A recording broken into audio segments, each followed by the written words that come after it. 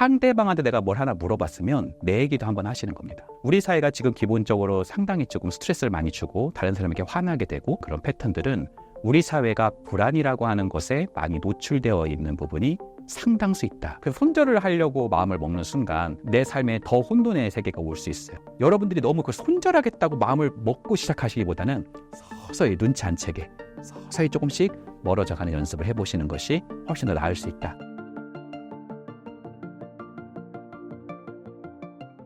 네, 신사임당 구독자 여러분 모두 반갑습니다. 저는 현재 연세대학교 미래융합연구원에 재직 중이고요. 많은 사람들을 상담하고 있는 상담심리사 이헌주라고 합니다.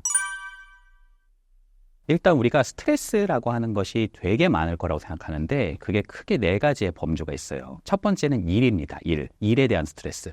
학생들은요 공부라고 말할 수 있어요. 그리고 두 번째는 돈입니다. 이거는 절대적 빈곤을 의미할 수도 있지만 상대적 빈곤을 같이 포함하는 말이기도 해요. 내가 빚이 많다? 내가 예를 들어서 부동산 투자를 하려고 내가 빚을 많이 졌다? 잠을 못 드는 거죠. 이런 부분들도 포함된다라고 말씀드릴 수 있고요. 세 번째가 건강입니다. 우리 사실 이 건강에 대한 이슈들 요즘 유튜브에서도 굉장히 많은 반향을 일으키고 있잖아요. 건강에 대한 이슈, 이걸 먹으면 나한테 되게 해로울 수 있다?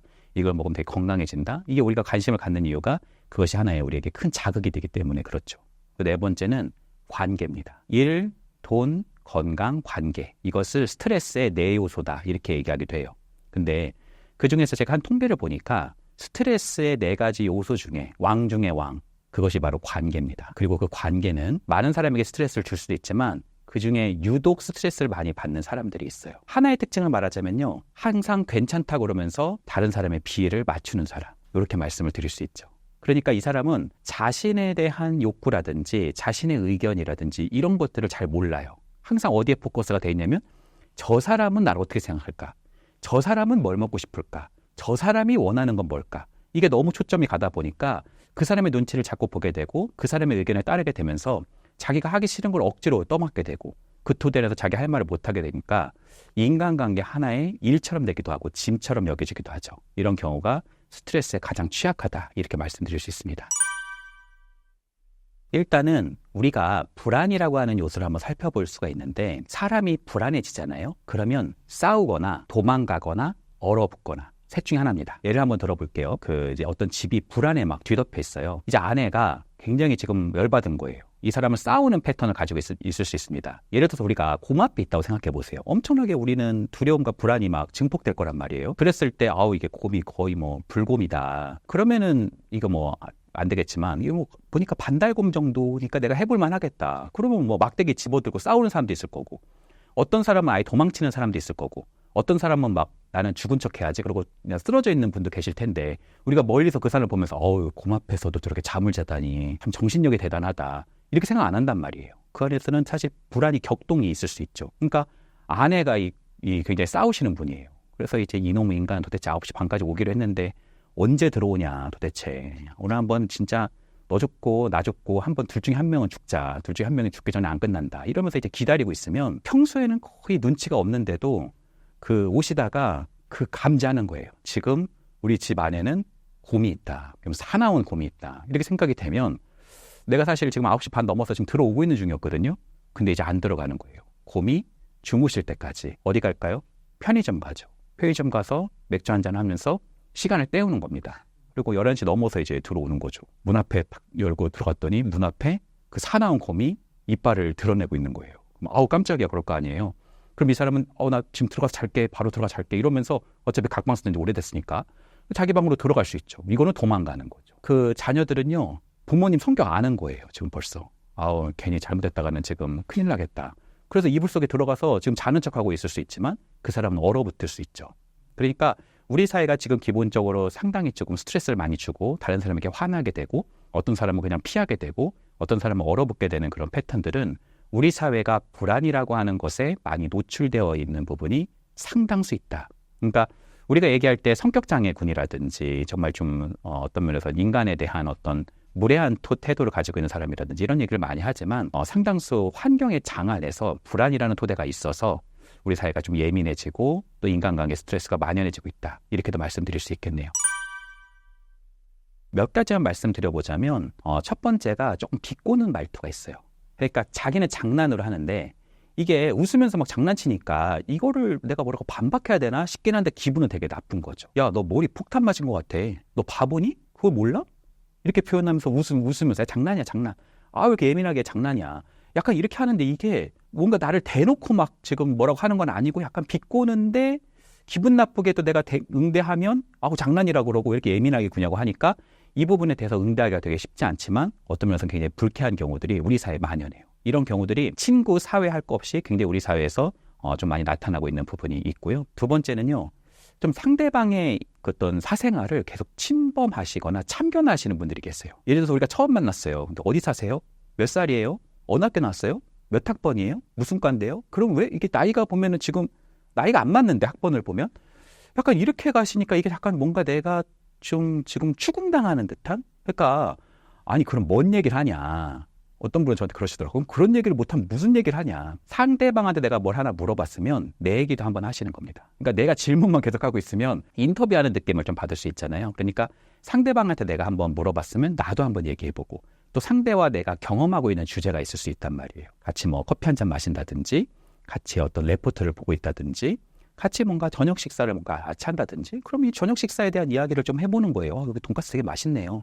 이런 표현들을 해보면서 서서히 그 사람의 마음의 문을 어느 정도 여는지 여는 만큼 들어갈 수 있고 나도 내 마음의 문을 오픈하고 이런 부분이 되게 중요할 수 있는데 우리는 이렇게 꼬치꼬치 캐묻는 경우들이 있어서 그 사람의 신상 정보를 다 캐내려고 하는 것들이 있는데 이런 부분도 조금 어떤 면에서는 우리 한국인들이 좀 유독 많이 쓰는 말투다 이렇게도 말씀드릴 수 있겠네요. 그리고 또 이런 게 있죠. 자꾸 명령하시는 분. 내가 어떤 조직에서 내가 지금 상사고 이 사람은 내 직원이고 그렇다고 해서 막 아무렇지 않게 명령을 하는 경우들이 있는데 그 상대방이 되게 불쾌하시는 경우 많습니다. 야 이것 좀 해놔. 야 금요일까지 이거 다 해놔. 야 나 지금 전화하는 거 안 보여? 이렇게 표현하는 경우들이 조금 이게 약간 사람이 들으면은요 내가 뭔가 이 사람에게 좀 뭔가 잘못하나? 왜 이렇게 말을 하지? 이런 식에 대해서 불쾌하는 경우들이 상당히 많아요. 그러면 뭐 어떻게 하냐? 원래 직장 관계라는 게 뭔가를 지시하는 건데 어떻게 하냐? 명령과 부탁은 다릅니다. 금요일까지 이거 다 해놓으세요.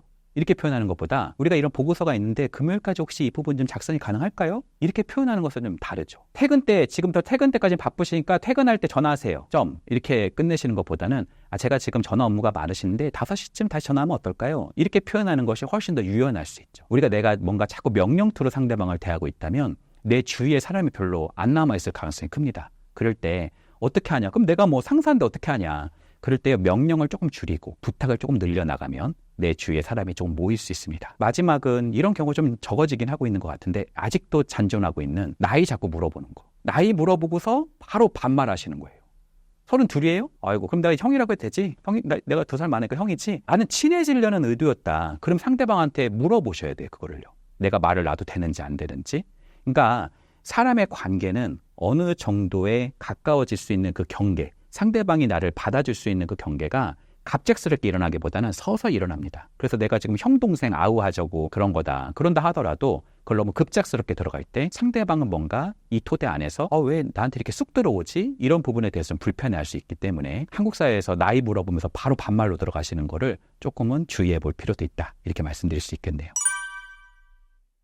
우리가 이렇게 생각해 볼 수 있어요. 인간은 기본적으로 다 사회화된 존재란 말이에요. 어떤 분들은 그러세요. 나를 있는 그대로 사랑해 줬으면 좋겠다. 나를 있는 그대로 사랑해 주는 사람을 만나고 싶다. 나를 있는 그대로 받아주는 친구가 필요하다. 근데요, 그거는 불가능한 얘기죠. 아기 때는 가능해요. 아기 때는 내가 막 그냥 오줌 싸고 똥 싸고 그냥 아무 때나 울어도 사실 엄마가 와서 나를 받아주고 나를 수용해주고 그러잖아요. 근데 우리는 그랬던 때는 있죠. 어렸을 때. 근데 성인이 된다는 건 내가 사랑받을 만한 행동과 말을 해야 사랑을 받을 수 있는 거거든요. 이건 부부관계든 부모와의 자식까지는 다 마찬가지입니다. 내가 자녀한테 사랑받을 만한 행동을 전혀 하지 않는데 자녀가 날 사랑해준다라는 건 어쩌면 어불성설이죠. 그래서 인간은 기본적으로 다 사람의 눈치를 봅니다. 예를 들어서 우리 작가님 피자가 이렇게 있을 때 우리가 7명 있어요. 다 배고파요. 근데 피자를 이제 시켰어요. 피자를 시켰는데 이제 너무 배고프니까 우리가 한 조각씩 먹잖아요. 근데 우리가 별로 이렇게 막 친한 관계는 아니고 이제 만난 지 한 1시간밖에 안 됐어요. 그럼 이제 7조각을 하나씩 먹고 나머지 한 조각이 남겠죠. 그 한 조각을 내가 배고프다고 그래서 이 나머지 사람들의 그 시선을 내가 다 논파하면서 그걸 집어가지고 내 입에다가 집어넣는다. 이건 굉장히 용기 있는 사람입니다. 그러기 쉽지 않아요. 오히려 막 작가님이 제 눈치를 보면서 좀 이거 드세요. 많이 아까 배고프신 것 같더라고요. 그러면 괜찮아요. 저는 원래 피자는 한 조각밖에 안 먹습니다. 약간 이렇게 하면서 사양하게 되고 오히려 그 피자를 먹고 싶은 그런 식욕을 억누를 수 있는 사회화 능력이 다 발달해 있죠. 그럼에도 불구하고 인간관계에서 굉장히 피해를 주고 상처를 주는 경우가 비일비재하단 말이에요. 그거는 뭐냐면 자기가 아예 사악한 의도로, 나쁜 의도로 상대방을 공격했다기보다는 자기도 모르고 그러는 경우가 거의 대부분입니다. 자기가 어떤 투로 말을 하는지, 어떤 행동을 하는지를 거의 모르는 경우가 다반수입니다. 가장 좋은 거는요, 우리가 난방이 이제 올라갔으면 보일러를 좀 내리잖아요. 그렇죠? 그리고 좀 너무 낮아지면 좀 온도를 또 높이잖아요. 그런 것처럼 우리가 너무 화를 내는 것도 좋지 않죠. 너무 자기 주장만 막 강하게 어필하는 것도 좋은 건 아닙니다. 그렇다고 해서 너무 참는 것도 좋지 않고요. 너무 우리가 맞춰주는 것도 좋지 않을 수 있어요. 유연하지만 내 주장을 강하게 하라는 게 아니라 내 할 말은 좀 해볼 수 있는 이런 토대를 적절히 조절하는 게 필요할 수 있겠죠. 소위 피드백입니다. 첫 번째는 내가 상대방과 무슨 얘기를 하고 있는지 사람한테 동의를 좀 받아가지고 녹음을 좀 해보시는 거예요. 1시간 정도 녹음을 하시면 처음에는 녹음해가지고 이제 의식이 되는데 한 10분, 20분 지나면 잊어버립니다. 그리고 나서 녹음한 거를 들어보는 거예요. 내가 자주 배우자와 갈등을 일으킨다. 한번 녹음해보는 거예요. 내가 자냐고 자꾸 뭔가 트러블이 있다. 한번 녹음해보는 거예요. 이런 요소에서 내가 뭐라고 하길래 상대방이 기분이 나빠하지? 이런 부분을 내가 한번 들어보는 것은요. 내가 이런 말도 자꾸 쓰네. 내가 차라리라는 말을 자꾸 쓰네. 야, 차라리 그건 비슷하지 그랬어. 야, 차라리 김치볶음밥 먹자니까. 약간 이렇게 들어서 막 짜증을 내는데 왜 이렇게 사람이 내가 뭘 했다고 이렇게 짜증이야. 내가 막 싸웠는데 알고 봤더니 내가 차라리라고 하면서 상대방을 자꾸 이렇게 자극시키는 표현들을 자꾸 쓴 거예요. 어떤 사람은 너무 부정적으로만 얘기해서 상대방이 조금 그것에 대해서 불편해하는 경우들도 있고요. 그래서 자기 스스로의 어떤 말의 습관들을 조금 자기가 다시 한번 바라볼 수 있는, 자기가 어떻게 하고 있는지, 자기의 말의 온도가 높은지 낮은지를 다시 한번 점검해 볼 수 있는, 환류할 수 있는, 스스로 성찰해 볼 수 있는 시스템을 좀 갖춰보는 것도 필요할 수 있고요. 난 이런 게 어렵다. 사실 어렵죠. 그럴 때는요, 사실 말도 교정이 필요합니다. 언어는 우리가 배우는 경우가 되게 적단 말이에요. 인간관계에서 어떻게 대화를 하는지, 인간관계에서 어떻게 상호작용하는지, 내가 좋은 마음이 있어도 사실 아다르고 어달라서 내가 그렇게 못하는 경우가 상당하거든요. 내가 자녀를 정말 많이 사랑하는데도 불구하고 내가 그 자녀에게 계속 상처를 주는 부모님이 계세요. 내가 배우자한테 참 그런 마음이 아닌데도 배우자와 나 사이에는 어느 순간 단절이 너무 심해져서 둘 다 이제 어떤 면에서 눈도 안 보는 경우들이 있을 수 있단 말이에요.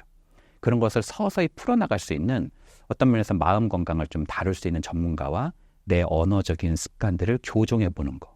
꼭 상담이 아니더라도 교육이나 세미나나 여러 어떤 토대들, 요즘에 그런 콘텐츠들이 많잖아요. 그런 토대를 가지고 조금씩 배워보는 거, 이런 부분들도 매우 중요하다, 이렇게 말씀드릴 수 있겠네요.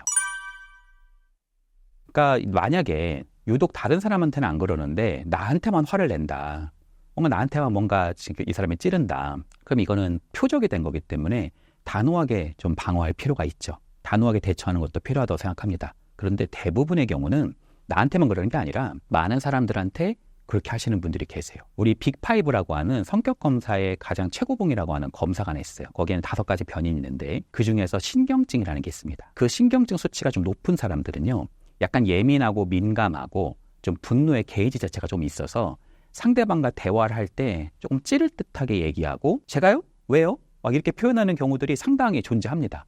근데 우리가 그 사람을 꼭 붙들고 싸울 필요는 없단 말이에요. 아니, 우리 그 구독자분들이 지금 길거리를 가는데 어떤 사람이 지금 막 칼 들고 쫓아오는데 그 사람 맞서진 않는단 말이에요. 그러니까 우리가 그 사람을요, 스윙 바이, 그냥 넘겨주는 것도 좋은 자세예요.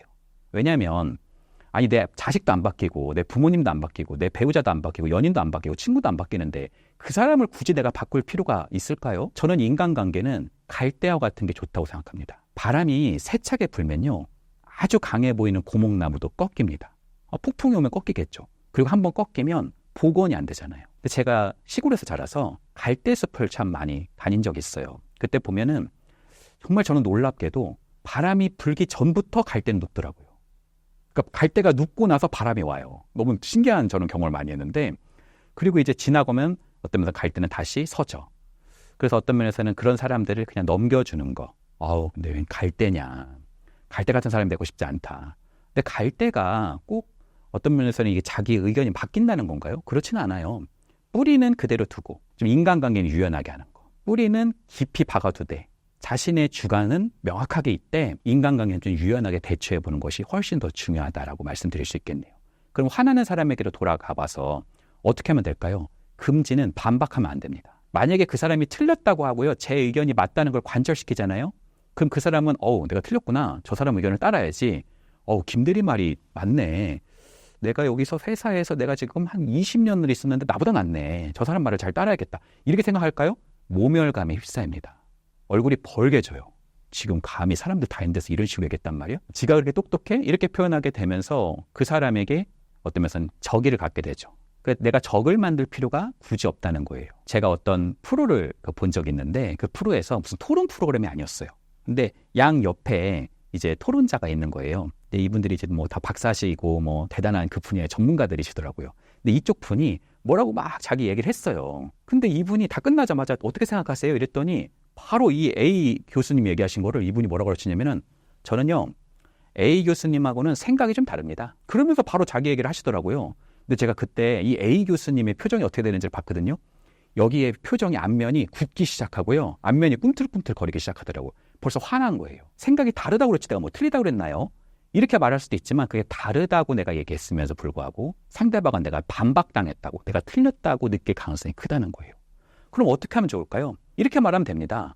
저는 A 교수님의 의견에 대해서 저도 또 동일하게 생각해요. 저도 전적으로 그렇게 생각하고요. 그리고요. 저는 또 이렇게도 생각을 했어요. 그러니까 A가 아니라 B다. 이러는 게 아니라 A이면서 B도 있다. 플러스로 넘어가기. 반박이 아니라 거기다가 덧보태기. 근데 이 사람하고 어떻게 의견이 다 일치할 수 있냐. 당연히 일치할 수 없죠. 근데 100이 있으면 그중에 10은 일치할 수 있단 말이에요. 그 토대를 가지고 10의 의견을 가지고 우리가 조금 더 눈덩이를 굴려나가면 된다는 거. 그러니까 사람을 꼭 반박하는 토론 수업을 보면서 인간관계가 그것이다라고 보는 것은 너무 협소하게 보는 걸 수 있습니다. 인간관계는 옳고 그름이 아니라 인간관계는 협력하는 것이다. 인간관계는 그 파일을 잡고 키워가는 것이다. 우리가 인간관계는 공명을 훨씬 더 너르고 깊게 구축해 나가는 것이다. 이렇게 말씀드릴 수 있겠네요. 우리가 이제 이런 생각을 해볼 수 있어요. 그 분노 조절 장애다. 나는 분노 조절 장애일 거야. 건들지 마라. 근데 제가 임상가로서 분명하게 아는 것은요. 무슨 정신증 환자나 무슨 자아 기능이 거의 취약한 사람 빼고는 사실 분노 조절 장애는 없습니다. 다 사람 봐가면서 하는 거예요. 한번 예를 들어 볼게요.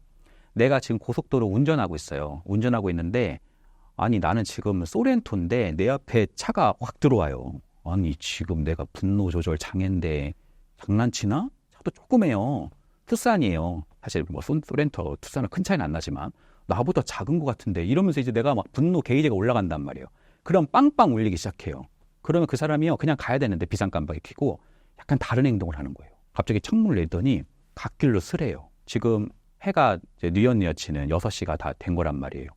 차도 별로 없는 것 같아. 잘 걸렸다 너.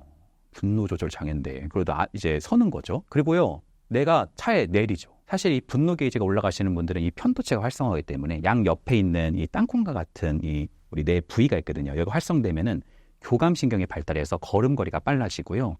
굉장히 내 얼굴이 붉어지고요. 동공이 커지고 이제 전투태세에 몰입하게 됩니다. 그래서 막 가고 있는데 갑자기 그 사람이 내려요. 내려? 감히 내려? 이게 지금? 내리는데 나보다 딱 서니까 머리 하나 나보다 커요. 그리고 눈을 보니까 눈이 막 거의 약간 이분이 약을 하신 건지 이게 일반적인 사람은 아니다. 이게 좀 어나더 레벨이다. 약간 이러시는 분들이 계시단 말이에요. 이게 뭐지? 약간 싸하죠. 근데 그 사람이 그냥 안 와요. 갑자기 뭘 찾아요. 차에서. 근데 막 새소리가 나요. 이거 뭐야? 이 사람은 도대체 이게 지금 어떻게 된 거지? 이런 생각이 드는 순간 전전두엽이 나한테 얘기합니다. 야, 너 더 가면 죽어. 빨리 돌아. 빨리 돌아. 걸음걸이는 점점 느려지죠. 편도체에서 전전두엽으로 넘어가는 겁니다. 180도 돌아가지고 종종걸음으로 올라온 다음에 비상깜빡이 켜고 자기 갈 길 갑니다. 그러니까 분노 조절 장애는 상대적인 거예요. 내가 싸움 좀 한다고 내가 좀 대단하다 그런다고 해서 브론 레스토랑 앞에 가서 가지고 야, 너 나 한번 붙어볼래? 이러시는 분들은 안 계실 거란 말이에요. 거기 앞에 있으면 되게 겸손해진단 말이에요. 아니 그냥 다른 얘기 한 거야. 이렇게 우리가 넘어갈 가능성이 굉장히 커요. 그 앞에서 막 달려들지 않습니다. 그러니까 어떤 면에서는 상대방이 나를 계속 만만하게 본다는 건 상대방도 문제일 수 있지만 내가 상대방에게 틈을 열어주는 것은 아닌지 생각보다 인간관계는 초반부터 힘게임이 들어가는 경우가 많습니다. 그럴 때 한 번 힘에서 밀리면 계속적으로 밀리게 되는 경우들이 많아요. 왜 우리가 학창시절 때 보면 한 번 짱이 되면 그 사람은 거의 전설적인 존재가 되잖아요. 약간 그 사람은 뭔가 시라손이나 뭐 김두한 같은 사람이 돼서 나는 절대로 못 이길 것 같은. 근데 제가 예전에 싸우는 걸 한번 본 적이 있거든요. 짱끼리 모여서 싸우는 거였는데 대단하게 싸운 것도 아니에요. 거의 뭐 눈을 안 뜨시고 막 이렇게 한단 말이에요. 이게 어떤 면에서 싸움이라는 게. 그 우리가 보는 영화에서 보는 거는 이건 영화잖아요. 그러니까 싸워보면 사실 그게 별것도 아닐 수 있는데 한 번 힘의 위기가 잡히니까 그걸 넘어서기는 되게 힘들 수 있죠. 그래서 초반이 중요합니다. 내가 너무 비위를 맞춰주는 것은 아닌지. 상대방이 나한테 자꾸 무례한 언사와 태도와 행동과 말을 자꾸 보인다면 내가 그 사람에게 뭔가 자꾸 약한 모습을 보이는 것은 아닌지. 이런 부분을 점검해 볼 수 있죠. 예를 들어서 되게 진실한 사람은 여러분이 너무 눈치를 보고 비위 맞추고 하면은 부담스러울 거예요. 또 어떤 사람한테 내가 굉장히 무례하고 좋지 않은 사람에게 제가 자꾸 비위를 맞춘다? 그럼 그 사람은 이 사람 약간 내가 조금 건드려도 되겠네? 이런 생각을 할 수 있습니다. 그래서 내가 인간관계에서 자꾸 틈을 열어주는 사람은 아닌지 이 부분을 점검해 보는 것이 키다. 이렇게 말씀드릴 수 있겠네요. 분노 조절 장애는 특정한 사람들, 분노를 쏟아내는 감정의 쓰레기통이나 아니면 감정을 내가 뭔가 쏟아내도 뭐라고 하지 않는 사람들에게 유독 많이 모일 수 있다. 이런 부분을 말씀드리고 싶습니다. 일단은 이 영상을 보시는 분들이 정말 뭐 나르시스타라든지 정말 무례해서 사람을 정말 뭐 상처를 주는 사람이 이걸 보지는 않을 거라 생각해요. 찾아볼 정도 뭐 우연히 떴을 수 있겠지만 보통 그분들은 넘길 거란 말이에요. 내가 이걸 볼 수 있는 사람들은 사실 무례한 사람과는 거리가 있을 가능성이 굉장히 큽니다. 왜냐면 자기 숙고와 자기 성찰 기능이 있다는 거거든요. 내가 사람한테 그때 상처를 줬나? 이런 것 때문에 죄의식을 가지고 뭔가 죄책감을 갖는 사람들은 사실 무례함과 가장 거리가 먼 사람이란 말이에요. 제가 임상에서 나르시스트 내담자들을 만나보면 가장 공통되는 특징이 뭐냐면 자기가 그런 사람인지를 몰라요. 정말 모릅니다. 그래서 자기 성찰 기능이 거의 없는 사람이 그런 사람일 수 있다. 그럼에도 불구하고 내가 사람에게 자꾸 이렇게 불편함을 주는 사람일 수 있다면 이 부분을 한번 점검해 볼 수 있습니다. 사람 중에서는요. 선을 지나치게 넘는 사람이 있고요. 선을 지나치게 지키려는 사람이 있어요. 그러니까 선을 긋는 거죠. 이거는 관계의 역학 속에서 굉장히 불편한 관계로 발전하기 시작합니다. 예를 들자면 내가 선을 넘는다는 게 뭘까요? 잔소리, 걱정거리, 자꾸 뭔가를 같이 하자고 그러는 거. 뭔가 자꾸 시시때때로 뭔가 이 사람한테 연락해가지고 뭔가를 다다다다 이렇게 얘기하는 것들. 이게 이 사람이 좋아서 그럴 수도 있고 이 사람이 염려가 돼서 그럴 수도 있고. 근데요 그게요. 관계에서 사람이 성격적인 문제가 있는 건 아닌데도 불구하고 내가 자꾸 선을 긋는 사람들한테는 상극일 수 있어요. 내 공간에 자꾸 들어오니까 난 너무 불편한 거예요. 그게 너무너무 화가 나는 거예요. 이 토대 안에서 그 사람 무례하다고까지 느낄 수도 있습니다. 이런 경우는 부부 사이에서도 많이 발견돼요. 예를 들어서 남편이 막 이거 하자 저거 하자 저기 가자 이거 하자 그러면 아내가 막 나 지금 이거 하는 거 안 보여? 막 화를 낸단 말이에요. 그건 왜 그러냐면 이 사람이 자꾸 내가 뭔가 일을 하는 데 있어서 내가 뭔가를 구축하는 데 있어서 나한테 와서 자꾸 닥달거리니까 내가 그것 때문에 너무 짜증이 날 수 있단 말이에요. 그러니까 사람에게는 그런 울타리라는 게 있는데 어떤 사람은 그걸 조금 좀 넘나드는 걸 좋아하는 사람이 있고 어떤 사람은 그걸 지키려는 사람이 있어요. 그래서 이 사람의 토대가 이 사람이 내가 관계적 접촉을 했을 때 그걸 좀 받아줄 수 있는 사람인지 아니면 이 사람은 자기 공간이 좀 필요한 사람인지를 좀 살펴보는 것이 매우 중요할 수 있다. 이렇게도 말씀드릴 수 있겠네요. 사람은 좋은 관계를 맺는다는 건요. 서로의 경계를 잘 지켜주는 것. 그러니까 친하다는 것은 내가 그냥 24시간 이 사람하고 붙어있는 게 친한 것이 아니라 이 사람의 어떤 공간을 잘 구축해주고 이 사람의 사생활, 이 사람의 경계를 어느 정도의 선까지 나를 허락하고 있는지를 살펴볼 수 있는 눈. 그런 것도 매우 중요하다. 이렇게 말씀드릴 수 있겠네요. 요즘에 이제 많은 콘텐츠들이 있다 보니까 이런 좀 단호하게 대처할 수 있는 말이라든지 행동들이 좀 많이 나오고 있는 것 같아요. 근데 제가 이제 내담자 분들을 제가 뵈면 10명 중에 한 6, 7명 정도는 좀 피해자분들이 많이 오세요. 그러니까 무례한 사람들이라든지 무례한 어떤 집단에서 내가 굉장히 당해서 오시는 경우가 상당하단 말이에요. 근데 그분들이 그런 말투를 배운다고 해서 곧장 가서 그런 말투를 쓰기는 되게 어렵다고 생각합니다. 제 내담자 같은 경우에는 몇천 번을 저하고 같이 연습해요. 몇천 번을 같이 교정하고 세게 얘기하는 것이 아니라 처음에는 분노가 심하니까 억울함이 있으니까 팍 튀어나오죠. 그러면 이제 속이 후련한데 그 말을 하는 건 이제 어떤 면에서 너무 큰 부분이 될 수 있어서 그거를 깎아서 유연하지만 자기 주장을 할 수 있는 걸로 이제 조금씩 만들어 가기도 합니다. 그랬을 때 그 사람에 갔을 때 아니 이 사람은 벌써 무례하게 한 지가 한참 됐는데 언제 이걸 몇천 번을 해서 하냐. 반복됩니다. 그 사람의 무례한 태도는 반복돼서 오기 때문에 언젠간 내 의견을 말할 수 있는 토대가 옵니다. 그리고 그거를 내가 계속 연습하다 보면 어느 순간 훈습이 돼서 그 사람이 얘기했을 때 내 주장을 해볼 수 있는 토대가 만들어지죠. 근데 대부분의 경우에는 내가 이렇게 해보는 것이 쉽지 않을 거예요. 그래서 제가 우리 구독자분들에게 말씀드리고 싶은 거는 단호하게 얘기하려고 하시기보다는 내가 좋아하는 거, 내 욕구를 좀 얘기해 보는 것을 좀 추천드립니다. 사실요, 우리가 단호하게 얘기하지 않는다 하더라도 내 욕구, 내 의사 표현을 명확하게 하는 사람은 사실 좀 그 사람에게 와서 무례하게 하는 것이 굉장히 빈도가 적어진다고 말할 수 있어요. 이런 거죠. 아니 도대체 왜 맨날 중국집이야? 이렇게 생각하면서 억지로 끌려가면서 저는 중국집 좋아요. 이렇게 하고 가는 것보다는 또 중국집이면 10번 내내 중국집이면 한마디는 할 수 있잖아요. 저는 오늘 돌솥밥이 좀 땡기는데요? 비 오는데 오늘 좀 김치부침개인데 다른 데 가죠. 이렇게 표현해 볼 수도 있는 거란 말이에요. 내가 그 사람이 먹고 싶은 것만 먹으라는 법은 없단 말이에요. 그리고 작은 것도 좀 부탁해 보는 거예요. 김밥 주문하시는 거면 제 것도 좀 하나 시켜주시겠어요? 이렇게 표현하는 거예요. 사실 뭐 김밥을 9개 시키든 10개 시키든 내가 뭐 내 김밥 먹는 거 돈을 내면 그게 그렇게 힘든 일은 아니란 말이에요. 그러니까 작은 부탁도 해보고 자기의 욕구도 조금 얘기해보고. 근데 욕구를 얘기해보고 감정을 얘기해보고 하는 거 그거 나도 듣긴 했는데 나는 불편한 얘기 같은 거 잘 못한다. 자기 생각을 막 주관을 얘기하라는 게 아니라 자기가 좋아하는 거를 좀 얘기해보는 거고요. 감정도 너 때문에 내가 짜증나거든? 이게 아니라 난 이게 좀 좋다고 얘기해보는 거예요. 피자 중에서 뭐 그냥 씬 피자, 화덕 피자 이런 걸 좋아해요. 근데 가족 구성원 모두는 치즈 크러스트 피자 이런 걸 먹습니다. 그래서 나는 그걸 맞춰주는 사람이라 지금까지 7년 내내 그냥 치즈 크러스트 피자만 주문한 거예요. 그랬을 때 한 번쯤 내가 이거 한번 먹고 싶은데 너무 먹고 싶은데 이래서 화덕 피자를 한번 시켰어요. 그랬더니 그 아주 남편 아주 그냥 지 좋은 것만 먹는 그 남편이 또 득달같이 와가지고 당신 좋아하는 거 시켰지? 당신 좋아서 시킨 거지? 이렇게 와서 자신을 비난한단 말이에요. 그랬을 때 막 갑자기 핑계대. 아니야. 치즈 크러스트 피자 그 집이 문을 닫았대 지금. 막 거짓말하거나. 아니야. 여기 화덕 피자가 지금 세일 중이래. 막 자기 세일이 그렇게 크지도 않은데. 이렇게 표현하면서 넘어가는 경우들이 있는데 그럴 때 얘기해 보는 거예요. 맞아. 나 화덕 피자 먹고 싶어서 시켰어. 사실 이게 크게 나쁜 일이 아니란 말이에요. 자기가 뭔가 자기의 의견을 얘기해 보고 자기의 욕구를 조금씩 해다 보면 처음에는 그걸 말하면 뭔가 안 될 것 같은 느낌을 받는 거예요. 근데 하다 보면 고기도 먹어본 사람이 잘 먹는다고 하다 보면 익숙해집니다. 자기가 좋아하는 것을 조금 하는 만큼 자유로움이 임하고요. 억울함이 떨어집니다. 그래서 단호하게 한다는 게 맞서라는 것이 꼭 아니라 자기의 욕구를 평상시에도 조금 얘기해보는 습관. 어떤 분들도 그러세요. 아니 저는 그냥 아무거나 괜찮다. 아니 저는 커피숍 가서 그냥 아무거나 달라고 그러는 거 뭐라고 그러시는데 저는 진짜 아무거나 괜찮다. 저는 이렇게 말씀드리고 싶어요. 내 입에 들어가는 것을 남이 골라주는 것을 최대한 지양하라고 하고 싶습니다. 아무거나가 좋더라도요. 어느 것을 고를까요? 해서 그냥 하나를 내가 찝어서 얘기해 보는 거. 중국집이 그냥 다 중국집이지 도대체 거기서 뭘 고르냐. 거기서도 가시는 거예요.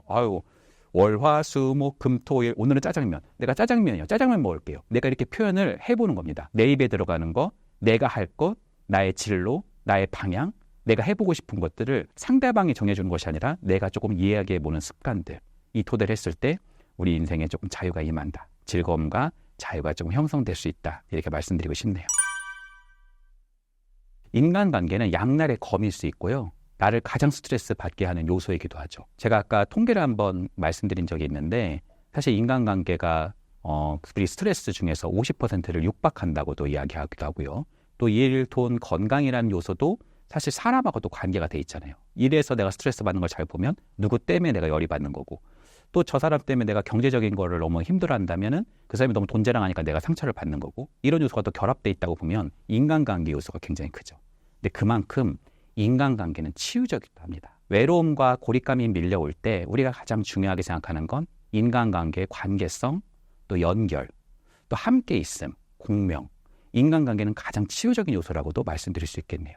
다만 내가 인간관계의 양적인 인간관계를 너무 넓히고 인간관계를 관리하고 너무 많은 인간관계에 내가 이렇게 있다 보면 굉장히 스트레스일 수도 있고요. 그 인간관계 중에서 좋은 사람이 아니라 나를 자꾸 비난하거나 나에게 자꾸 무례하게 하거나 나의 삶을 뒤흔드는 사람들만 좀 가득하다면 나한테 부탁만 잔뜩 하고 내가 부탁할 때는 거의 사라지는 사람들만 있다면 내 삶에는 굉장히 스트레스와 좀 어떤 면에서 불안이 올라올 수 있죠. 그래서 인간관계는 유한하기 때문에 조금은 인간관계를 빼보는 것, 다이어트가 필요합니다. 내가 어떤 공동체에만 가면 너무 스트레스를 많이 받아요. 그러면 굳이 그 공동체로 계속 갈 필요가 있을까요? 조금씩 줄여나가 보는 거예요. 그러니까 내가 거기 가면 뭐 칼로 맞는 것 같은데 거기 구태여 가서 내가 막 단호하게 대처하고 막 가서 그냥 싸우고 꼭 그럴 필요는 없단 말이에요. 그 빈도를 조금 줄여나가는 것도 필요합니다. 내가 내 삶에서의 어떤 무대에 내가 감독이자 주인공 아니에요? 사실 우리는 다 내가 감독이자 주인공이 지금 내 인생의 내 무대가 내가 주인공이 아니고 내가 뭐 조연이면 누가 주인공이 누구겠어요? 그러니까 내가 감독이기 때문에 내가 주인공이기 때문에 내가 캐스팅은요 캐스팅 보트는 내가 쥐고 있는 겁니다. 그래서 가족과 같은 관계를 내가 끊어내기는 힘들겠죠. 그럼에도 불구하고 내가 조금 멀리할 수 있는 사람이 있을 수 있어요. 어떤 친구가 있는데 자꾸 나를 좀 무안하게 만들고 또 좋은 건 자기가 다 가져가고 이렇게 나를 뭐 골탕 먹이고 이러는 사람이 있어요. 그 사람은 조금 멀리 하셔야 됩니다. 그 사람을요 내 인생에서 너무나 중요한 조연이었다면은 덜 중요한 조연으로 강등시키는 거예요. 끊으라는 게 아니라 조금 빈도를 약간 이제 조금 줄여보는 거고 거리를 조금 두는 거죠. 그리고 똥차가 가야 새차가 온다는 말이 있는 것처럼 그 사람이 좀 지나가야 그 빈 여백이 생기잖아요. 여러분이 카톡 친구들 보시면은 그렇게 친하지는 않는데 괜찮은 사람들이 있어요. 좀 긍정적이고 어떤 면에서 나에게 호감을 좀 가지고 있는 사람들, 그런 사람들을 조금 내가 만나기 시작을 해보는 거죠. 그 토대 안에서 우리가 목욕물에 들어가려고 그러는데 물이 너무 차가워요. 그럼 물을 다 버릴 필요는 없단 말이에요. 조금 따뜻한 물을 거기다 집어넣으면 물이 중화가 되고 목욕하기 딱 좋은 온도가 될 수 있단 말이에요. 여러분 주변에 조금 여러분을 너무 힘들게 만드는 그런 인간관계는 조금 거리를 두고 조금 더 좋은 어떤 면에서는 같이 협력하고 함께 성장할 수 있는 그런 인간관계를 조금 더 보는 어떤 연습들, 이런 것들을 같이 구축하는 것이 매우 중요한 인간관계 하나의 원리일 수 있다, 이렇게 말씀드리고 싶네요. 일단 자존감이라고 하는 요소가 어떤 사람들은 뭐 산책 좀 다녀오면 자존감이 올라간다, 억울하면 성공해라, 뭐 그렇게 얘기하시던데 한계가 좀 있어요. 왜냐하면 내가 소나타를 끌고 다니다가 그랜저로 바꿔요. 그럼 그 순간 자존감이 올라가죠. 근데요, 한 6개월 정도 지나면 그 그랜저를 끌고 다니는 거에서 그렇게 행복하지 않습니다. 오히려 그 다음에 뭐가 보여요? 제네시스가 또 보이기 시작하죠. 그래서 막 누가 나한테 물어봐요. 아유, 저 제네시스 타면 참 좋겠다, 조수석에서. 아니야, 이거는 지금 풀옵션이야. 이거는 저거는 지금 깡통이고 이게 훨씬 좋은 거야. 막 내가 이렇게 굳이 얘기하는 까닭은 그것이 사실 부럽기 때문에 그러는 것일 수 있단 말이에요. 그러니까 자존감은 어떤 면에서는 내가 그냥 경제적으로 성공하고 좀 산책 다녀서 스트레스 조금 풀어내고 그런 걸로는 조금 어려울 수 있습니다. 그러니까 언발의 오줌 누기식의 자존감 올리는 것은 어떤 면에서는 장기적인 호흡 가운데서 자존감 올리는데 그다지 도움이 안 되는 경우가 많아요. 그럼 자존감이 뭐냐? 내 스스로, 나만 압니다. 내 스스로의 존재가 좀 소중하고 가치가 있고 긍정적인 존재라고 믿는 마음을 뜻해요. 그러니까 내가 막 대단한 사람인 것처럼 한다고 해서 자존감이 높은 게 아니에요. 어떤 면에서는 나를 너무 자랑하시는 분들은 자존감이 되게 떨어지는 사람일 수 있어요. 우리가 한번 생각해 보면 내가 이미 만수르예요. 지갑이 있는데 아니 이게 지갑이 이게 짝퉁 지갑인 거예요. 그래서 친구들이 야 만수르, 야 이거 지갑이 이거 너 지금 이게 알마니가 아니야. 너 이거 봐보자. 이게 뭐야? 알파치노야. 알파치노. 야 이게 뭐야? 사실 알파치노는 명품 배우긴 하지만 사실 이게 명품은 아니시잖아요. 그랬을 때 만수르는 웃으면서 넘어가는 거죠. 아이고 그러네. 내가 또 사기 맞았네. 또 내가 또 속아가지고 이러면서 웃으면서 넘어갈 수 있단 말이에요. 내가 이미 만수르니까. 근데 만약에 내가 굉장히 그런 부분이 나의 컴플렉스예요. 그러면 야 이거 알파치노야. 그러면 그 사람한테 이제 어떤 면에서 내가 굉장히 적의를 갖게 될 수가 있죠. 그러니까 이 자존감이라고 하는 요소는 실제로 나만 알고 있는 요소일 가능성이 큽니다. 여러분 한번 점검해 보세요. 나 스스로를 정말 내가 소중하게 대하고 있는지, 나 스스로를 정말 어떤 면에서 가치 있는 존재라고 내가 생각하고 있는지, 내 존재가 정말 긍정적인 존재라고 생각하는지, 내가 진짜 절망과 역경이 많아도 진흙 속에 있어도 나는 진주다. 진흙이 아니야. 나는 거기서 기본적으로 진주야. 라는 여러분의 그런 태도가 있으신지를 한번 점검해 볼 수 있어요. 그것은 내가 스스로가 나를 좀 수용해보고 나를 챙겨보고 나를 케어해보고 나를 사랑하는 습관에서 형성될 수 있습니다.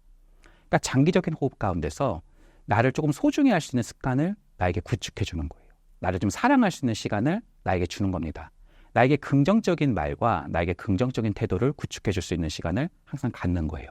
찬밥 먹지 않는 겁니다. 내가 뭐 엄청난 명품을 거치지 않는다 하더라도 내 관리를 항상 하고 밖에 나가보는 거예요.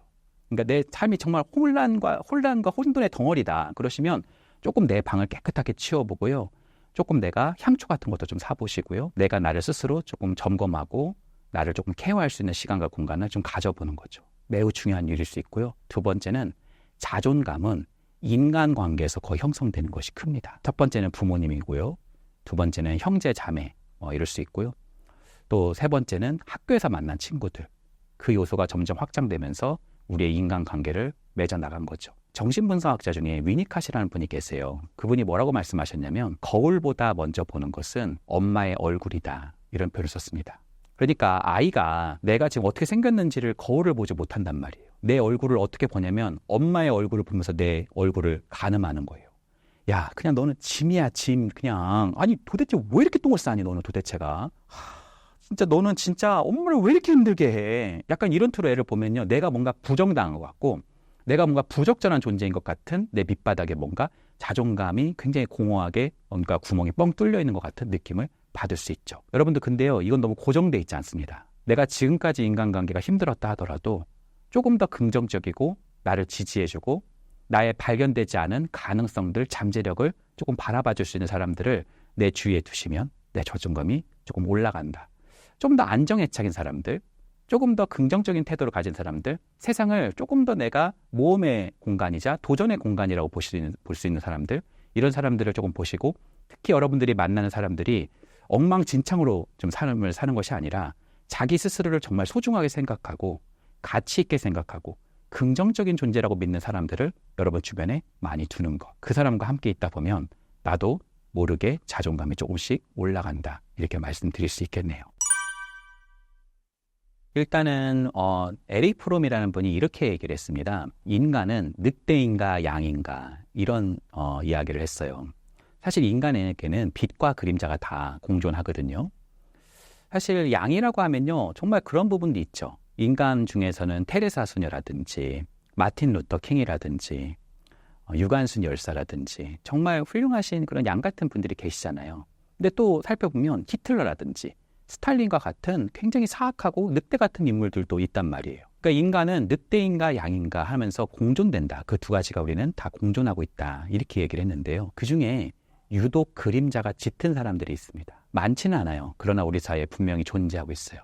몇 가지만 좀 말씀드려 본다면 요즘에 컨텐츠에서도 많이 나온 사람들이겠지만 정말 위험한 관계죠. 나르시시스트입니다. 나르시시스트는 어떤 면에서는 좀 사람에 대해서 그 사람과 동업을 하든지 그 사람과 친구 관계를 맺든지 끝이 좋지 않은 경우가 상당히 존재합니다. 이 사람이 사실 내가 이 사람하고 있으면 뭔가 아무튼 좋지 않은데 왜 이 사람하고 동업하고 친구가 되고 그럴까요? 사실 나르시시스트는 자기가 대단한 존재인 것처럼 사람에게 항상 얘기를 합니다. 내가 되게 성공했어. 엄청난 대단한 사람이야. 나만 일단 믿고 따라오면 다 될걸?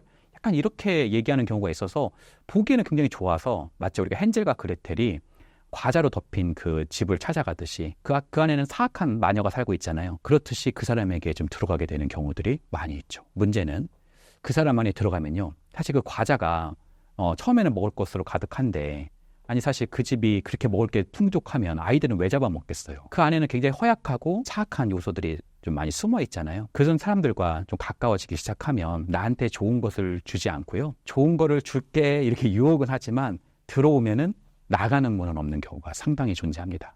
나를 그냥 병풍시켜 놓고 내가 사업을 해서 커지잖아요. 그러면 좋은 건 자기가 다 가져가요. 진짜 뻔뻔할 정도로. 이게 너무 심할 정도로 다 가져가고 아니면 내가 막 어떻게 이 사람하고 명확하게 한다고 해도요. 그것들을 좀 뒤에서 이렇게 가져가고 아니면은 다른 사람을 이렇게 통해서 나를 공격하기도 하고 이러한 인간관계에 굉장한 좀 부정적인 역동들이 발생하는 경우들이 상당히 존재합니다.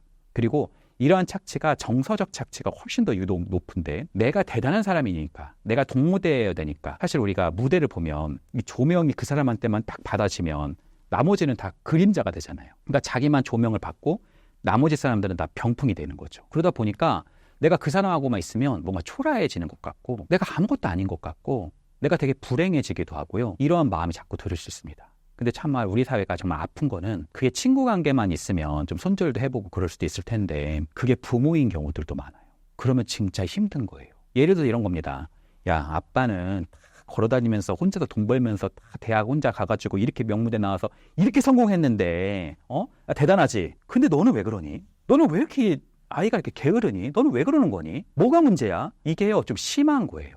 자기를 얘기할 때는 거의 막 너무나 흥분되어 있는 상태에 갔다가 다른 사람을 볼 때는 굉장히 모멸감에 조금 휩싸여 있는 그런 눈빛을 보내는 거죠. 그럼 그런 사람하고 있으면은요, 아빠는 너무 훌륭한 사람 같고 대단한 사람 같은데 나는 거의 뭐 아무짝에도 쓸모없는 것 같은 느낌을 자꾸 받는다는 거예요. 마치 흡혈귀가 피를 좀 빨아먹듯이 우리가 드라큘라가 굉장히 현혹을 하잖아요. 그 왜 현혹할까요? 그 사람의 피를 빨아먹기 위해서 사실 현혹하는 부분이 있잖아요. 들어오면 내 존재는 자꾸 취약해지고 내 자기애는 자꾸 쪽쪽 빨리게 되는 그런 요소가 숨어있는 경우가 많이 있다. 이렇게도 말씀드릴 수 있겠네요. 두 번째는 소시오패스입니다. 사실 요즘에 소시오패스에 대한 이야기도 있는데 사이코패스와 소시오패스는 정식적인 학계 용어는 아닙니다. 둘 다 반사회성 성격장애라고 하는 군에 들어갑니다. 그러니까 성격장애는 A군, B군, C군이라는 게 있는데 B군이 있는데 그 B군 안에 나르시스트라고 하는 자기애성 성격장애가 있고요. 또 반사회성 성격장애라고 하는 그 군이 있는데 그 안에 소시오패스와 사이코패스가 있다. 이렇게 말씀드릴 수 있겠네요. 근데 저는요, 현상적으로는 분명히 있다고 생각합니다. 그리고 그 차이도 분명히 존재한다고 생각해요. 어떤 사람이 더 위험하냐 그렇게 물어보시는 경우도 있던데 저는 사이코패스보다 소시오패스가 훨씬 더 위험하다 이렇게 말씀드려요. 왜냐하면 사실 사이코패스는 어렸을 때부터 무슨 문제를 자꾸 일으키거든요. 뭔가 충동적이라든지 누굴 때려서 어디를 갔다 왔다든지 뭔가 문제가 돼서 사회 구성원으로 잘 못 들어오는 경우들이 많아요. 우리가 영화를 보면 그런 사람들이 되게 무섭게 보여서 그렇지 사실 그런 사람이 우리 사회에 많지 않단 말이에요. 그러니까 우리 사회 구성원 중에 막 그런 사람이 많다.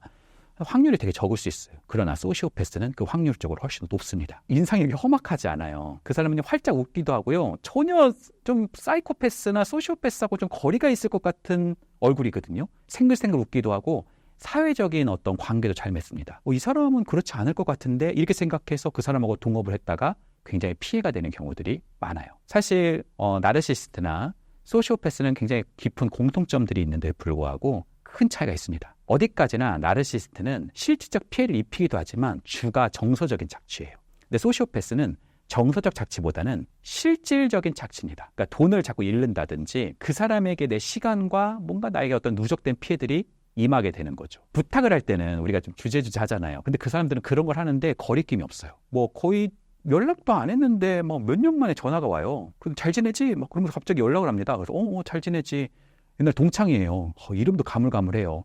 근데 막 연락을 하면서 나 이것도 좀 해주고 이것도 좀 해주고 이것도 좀 해주면 안 되니? 내가 은행 다니는데 이것도 해주고 저것도 해주고 저것도 해주고 막 A, B, C를 막 다 부탁해요. 그러면 내가 이 중에 하나도 못 들어주기 힘들단 말이에요. 하나 정도는 내가 해주게 된단 말이에요. 거기서 고리가 걸리는 겁니다. 그런 식으로 여러 개를 같이 얘기해서 이 사람하고 나하고 링크를 딱 맺어버리고 고리를 맺어서 어떤 면에서는 관계가 시작되는 경우들이 상당수 존재한다. 예를 들어서 내가 그런 사람과 대학원을 같이 다닌다든지 회사 동료라든지 그러면 자꾸 내 거를 이렇게 훔쳐간 다음에 나르시스트는 그런 걸 갖고 나를 막 자랑하는 것이 목적이라면 그 사람은 이득이 더 목적이에요. 승진, 이득, 내 것 찾아가는 거. 그러니까 극단적인 좀 이기주의자들이어서 야 뭐가 문제야? 뭐가 문제야? 아니 이게 일단 밥 먹고 얘기하자. 밥 먹고 내 걸 다 가져간 거예요. 훔쳐간 거예요. 그럼 왜 그러냐 그러면 밥 먹재요. 밥 먹으면서 뭘 하고 얘기하려고 그러지?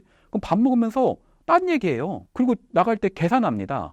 그리고 나중에 내가 와서 왜 그런 말이 하나도 없었냐 이러면은 왜? 아니 뭐가 문제야? 아니 너 내가 안 끌어줬으면 그거 못했어 너. 이 사람이 뭔가 끌어줬나 나를? 뭐가 있나? 내가 모르는?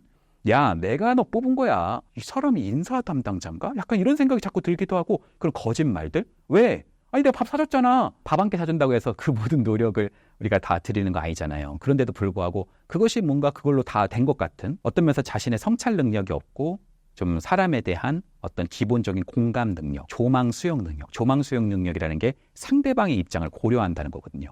그런 게 거의 없어서 그 사람과 함께 하다 보면 나의 어떤 누적된 손해들, 피해들이 들어오는 경우들이 상당수 존재한다. 이렇게도 말씀드릴 수 있겠네요. 그리고 세 번째는 지나치게 의존적인 사람들이에요. 사실 이거는 사람은 다 의존적인 토대가 있고 인간관계는 이타성을 갖고 사람을 서로 어떤 면에서 도와줘야 되는 부분이 굉장히 있단 말이에요. 그런 마음들을 가지신 여러분들을 응원합니다. 그럼에도 불구하고 지나치게 의존하는 사람들을 내가 만나면 내가 그 사람의 문제를 자꾸 해결해주기 시작을 합니다. 내가 대신 뭘 써주기도 하고요. 내가 그 사람의 문제를 막 뭔가 해결해주기 위해서 다른 사람한테 가서 막 내가 얘기를 해주기도 하고요. 그러다 보면 그 사람은 나한테만 뭔가 가면 뭔가 해결이 되는 것 같으니까 나한테 더 보착되죠. 심지어 내 삶이 막 굉장히 혼란스럽게 시작을 하고요.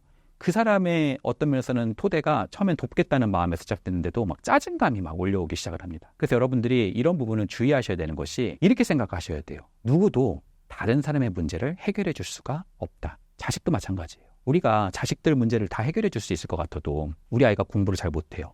내가 열심히 미분적분 풀어가지고 이걸 USB로 이렇게 저장한 다음에 아이한테 전송시킬 수가 없단 말이에요. 우리 아이가 친구한테 막 소외감을 겪어요. 야, 너 얘랑 꼭 놀아. 그 안 놀았다가 너 아저씨한테 혼난다. 이렇게 말한다고 해서 놀아주지 않는단 말이에요. 그거 한계가 있어요. 그것도. 우리 아이가 사랑하는 사람에게 이별을 당했어요. 그 사람을 막 다시 불러가지고 감히 우리 아이를 이 말이 되냐. 상식적으로 생각을 해봐라. 이런다고 그 사람이 돌아오지 않는단 말이에요. 그 아이가 취업에서 실패해서 펑펑 울기 시작할 때 내가 해줄 수 있는 거는 무엇밖에 없을까요? 같이 우두편에 앉아서 그 마음을 같이 공감하고 이해하고 같이 머무는 것 이외에는 우리가 해줄 수 있는 거, 우리가 확보해 줄 수 있는 게 없다는 거죠. 여러분이 좋은 마음을 가진 거 응원합니다. 그리고 그 사람을 도우려고 하는 자세 정말 저는 중요하다고 생각해요. 근데요, 조금씩 도울 수는 있겠죠. 조금씩 들어줄 수도 있을 거고요. 더 중요한 것은 결국에는 자신의 삶에서 가장 중요한 두 다리, 그것은 바로 하나는 선택이고요, 하나는 책임입니다. 그것을 형성해 줄 수 있는 관계가 훨씬 더 건강하다, 이렇게 말씀드릴 수 있겠네요.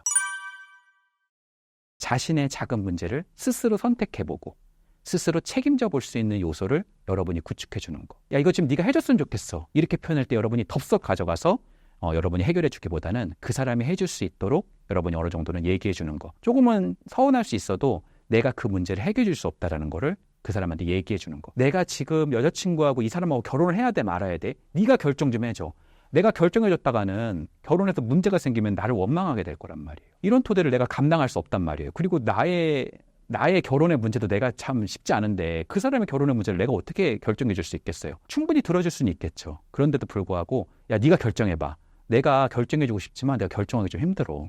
이렇게 표현해 주는 것. 내가 이 사람의 문제를 다 해결해 줄 수 없다라는 것을 어느 정도에서는 좀 구축해 주는 거 필요하다라고 말씀드릴 수 있겠네요. 이제 사회에서 손절이라는 이야기들이 되게 많아요. 근데 그게 쉽지 않아요. 손절이 모르는 사람이면 이제 손절이 되는데 그게 손절을 했다가는 오히려 역효과가 일어나는 경우들이 많거든요. 예를 들어서 다시는 나한테 연락하지 마. 이러면 막 왜? 뭐가 문제인데 왜? 어떤 일인데? 그러면서 오히려 더 전화가 더 오고 문자가 더 옵니다. 그래서 손절을 하려고 마음을 먹는 순간 내 삶에 더 혼돈의 세계가 올 수 있어요. 그래서 제가 말씀드리는 건 예를 들어서 뭐 소시오패스나 나르시스트 같은 경우는 최대한 거리를 많이 두시는 거고, 좀 의존적인 사람들은 약간 이 사람에게 거리를 어느 정도 둬서 스스로 설 수 있게끔 도와주는 거. 그러니까 관계는 이 거리를 조금 멀게도 하시고 조금 가깝게도 하시고 요거를 유연하게 여러분이 해보는 연습이 상당히 중요합니다. 예를 들자면 이 사람이 나한테 막 자꾸 연락을 해서 나를 착취하려고 하는, 나한테 또 뭔가 아무튼 자기 생각만 하는 그런 아이 사람이 나한테 연락을 해요. 그럼 붙들고 앉아서 싸워봐야 그거를 갖고 내가 생각을 잘못했구나, 내가 뭔가 아무튼 너무 좀 심하구나, 이런 생각을 할 수 있는 사람이면 좋죠. 근데 성격장애 군들은 그러기 쉽지 않단 말이에요. 그러면 여러분이 조금 거리를 더 보시는 겁니다. 예를 들자면 10번 전화가 오시면 9번 받으세요. 개인톡으로 연락이 오시면 단체톡으로 좀 답장해 보시는 겁니다. 전화가 오시면 문자로 응답을 하시는 거고요. 문자가 오시면 전화로 여러분 얘기를 해보시는 겁니다. 약간씩 어깃장을 두는 거죠. 아까 왜 연락이 안 됐어? 그냥 좀 바빴어. 이렇게 표현을 보는 거예요. 여러분들이 너무 그걸 손절하겠다고 마음을 먹고 시작하시기보다는 서서히 눈치 안 채게 서서히 조금씩 멀어져 가는 연습을 해보시는 것이 훨씬 더 나을 수 있다. 이렇게도 말씀드릴 수 있겠네요. 여러분, 인간관계가 이렇게 생각해봐도 좋아요. 사건, 사고들을 잘 보면, 크고 작은 사건들, 뉴스들을 보면 다 거의 대부분 인간관계에서 이루어지는 경우가 많지 않아요? 사실 뭐 큰 사회적 재난이 아닌 이상은 인간관계 사건, 사고가 되게 많고, 공포영화 중에 제일 무서운 건 인간이잖아요, 사실. 인간은 가장 무서운 존재이기도 하지만 다른 한편에서 인간은 우리에게 가장 큰 기회를 주기도 합니다. 우리가 한번 생각해보면 뭐 보물섬이라는 소설을 보면 막 보물섬을 찾잖아요. 그래서 내가 엄청난 부자가 되고 뭐 바다 밑을 내려가는데 뭐가 있고, 근데 그거는 동화나 환상이고요. 사실 우리 사회에서 엄청난 기회는 다 인간관계에서 옵니다. 하늘에서 뭔가 뚝 떨어지는 거 없고요. 우리가 무슨 심해를 들어가는 거 아니란 말이에요. 누가 모르는 무인도로 가는 거 아닙니다. 여러분들 한번 생각해 보세요. 내 인생을 여러분이 되짚어 보면서 나한테 큰 용기를 줬던 사람, 나한테 엄청난 기회를 줬던 사람들, 그거요 다 인간일 가능성이 높습니다. 요즘에 AI가 막 발전하다 보니까 이제 다 AI 시대다, 큰일 났다. 근데 그것도 오해일 수 있어요. AI는 어디까지나 생산을 하는 존재죠. 생산. 잠도 안 자고 생산을 한다는 얘기죠. 그럼에도 불구하고 인간은 소비하잖아요. 그러니까 소비자로서 인간이 있는 겁니다. AI가 소비자로서 막 나도 소비자를 인정해달라, 나도 욕망이 있다, 그런 순간 이제 그건 AI라기보다는 하나의 또 인간이 될 가능성이 크다는 거죠. 여러분들이 어떤 토대에서 AI를 전체로 구축하는 것도 인간이고요. 그 생산자를 전체로 관리하는 사람이 인간이고 또 소비자의 원형이 인간이기도 합니다. 그러니까 주권은 인간한 게 있다. 이렇게도 말씀드릴 수 있겠네요. 그럼 여러분들에게 있어서 그런 사람들이 우리가 보통 생각하는 빌 게이츠라든지 그런 사람들도 있겠지만 여러분 사이에서 조금 좋은 인간관계, 여러분에게 숨통이 트이게 만드는 인간관계, 여러분들을 좀 업그레이드할 수 있는 인간관계, 상호적으로 좋은 인간관계, 저는 크게 세 가지를 말씀드리고 싶어요. 첫 번째는 일치형의 사람들, 속마음과 겉모습이 대략 일치하시는 분들. 좀 진실한 사람들, 막 굉장히 막 뻐기고 나를 막 자랑하시는 분들, 그런 게 아니에요. 또 어떤 면에서 자기 할 말 못하는 사람도 아닙니다. 예를 들자면 약간의 이 사람이 조금 세게 얘기하긴 해요. 그렇지만 나한테 얘기는 할 말을 해주는 겁니다. 야, 우리는 다 실수할 수 있잖아요. 야, 너 그렇게 얘기하는 거는 너 영희한테 그거 되게 상처 주는 얘기야. 너 그런 얘기한 거 빨리 가서 사과해. 이렇게 말해줄 수 있는 친구가 좋은 친구예요. 그 친구의 말을 내가 오해하지 않는 이유는 뭐냐면 그 친구가 나를 괴롭히기 위해서, 나를 상처 주기 위해서 그 말 한 게 아니라 나를 진정으로 아끼기 때문에 그 말 한 거거든요. 그러니까 처음에는 좀 까다롭고 뭐 이렇게 지적을 해, 이렇게 생각할 수도 있지만 오래 두고 보면 마치 그 사람은 나에게 있어서 어디까지가 가능하고 어디까지가 안 되는 거를 가르쳐 줄 수 있는 좋은 사람일 수 있죠. 다 괜찮아, 다 괜찮아. 이것도 꼭 좋은 사람이지 않을 수 있고요. 어떤 면에서 속마음을 조금 내가 솔직하게 또 유연하게 말해볼 수 있는 사람, 그런 사람이 여러분 주변에 있는지, 속이 좀 투명해서 그 사람의 속이 좀 보이는 사람인지를 여러분이 한번 살펴보시면 좋을 것 같습니다. 두 번째는 기본 토대가 좀 긍정적인 사람. 이거는 낙관적인 거하고 좀 다른 것 같아요. 그냥 긍정적인 것만 얘기하라고 하는 사람하고도 좀 다른 것 같습니다. 예를 들면, 아니 왜 이렇게 부정적인 얘기를 해? 긍정적인 말만 하고 살아. 이거는 저는 진정으로 긍정적인 걸까? 사실 의문이 있어요. 그게 아니라, 그런 회피적인 게 아니라, 만약에 예를 들어서 우리 지금 업황이 어려워요. 되게 힘든 상황이에요. 그러면 야, 부정적인 얘기하지 마. 이것도 좋은 거 아니고요. 왜 그랬어요? 왜 그랬어요? 제가 그렇게 하자고 그랬잖아요. 김대리가 그렇게 말해서 그렇게 된 거예요. 이렇게 싸우는 사람도 좀 좋지는 않다고 생각해요. 그럼 뭐예요? 지금 현재 우리가 가지고 있는 어려운 상황을 충분하게 나눌 수 있는 거예요. 우리가 지금 좋은 비전을 갖고 이렇게 왔는데 이런 토대를 가보니까 영업 이익률도 너무 떨어지고 업황도 좀 안 좋아져서 좀 이런 어려움이 있다. 이런 솔직함을 얘기해 볼 수 있는 사람입니다. 그리고 나서 그걸 갖고 탓을 하거나 괜찮다는 식으로 얼버무리는 게 아니라 해결 방안을 같이 토의할 수 있는 사람이죠. 어떻게 하면 우리가 여기서 조금 더 나아질 수 있을까요? 우리가 혹시 좀 나아지려고 하는데 조금 우리가 보지 못한 부분이 혹시 있을까요? 이런 걸 얘기해 보는 거죠. 우리가 완전 망했어요. 이것도 좋은 건 아니고요. 완전 좋아질 거다. 이것도 좋은 건 아니죠. A라고 하는 곳에서 영업이익률은 떨어지고 업황은 안 좋았지만 이거를 접을 건 또 아닌 게, 이게 약간 사이클이 또 있어서 약간 봄까지 좀 가보면 또 좋아지는 측면도 있을 거라고 생각됩니다. 그런 부분들을 같이 협업해서 만들어갈 수 있는 사람들. 그러니까 야, 너 그거 했다가는 그냥 망해 너. 그럼 하지 마. 이렇게 붙드는 사람도 꼭 좋은 사람은 아닐 수 있고요. 또 어떤 면에서는 다 좋아, 다 잘 돼. 이런 부분들도 좀 안 좋을 수 있고요. 오히려 자기가 가지고 있는 단점, 이걸 했을 때 어떤 어려움이 있는지를 충분하게 얘기하는 토대, 위험 요인은 뭐가 있는지, 어려운 것은 무엇이 있는지도 얘기해 볼 수 있고, 거기서 오히려 방향성, 도전할 수 있는 요소, 거기서 얻을 수 있는 열매가 무엇이 있는지도 같이 얘기할 수 있는 사람들, 그것이 저는 진정한 긍정적인 사람이다. 이렇게 말씀드릴 수 있죠. 세 번째는, 저는 좋은 인간관계라는 건 주관적 요소가 크다고 생각합니다. 기본적으로 나에게 호감이 있는 사람. 여러분이 여러분을 별로 좋아하지 않는 사람 옆에 있잖아요. 그 사람이 아무리 인격적으로 원숙하고 괜찮은 사람이어도요, 나는 되게 화가 나요. 왜냐면 그 사람한테가 받아들여지지 않거든요. 나는 뭔가 이 사람의 변두리에 있는 것 같은 느낌을 받거든요. 그러니까 여러분들이 주변에 이제 좋은 인간관계를 맺을 때 나한테 기본적으로 호감 있는 사람인지를 항상 살펴보시기를 바랍니다. 어떻게 그걸 아냐? 사실요, 사람이 다 티가 나요. 여러분, 사랑에 빠지면 다 티가 나지 않아요? 예를 들어서 내 약속을 자꾸 늦는다. 호감 있는 사람일까요?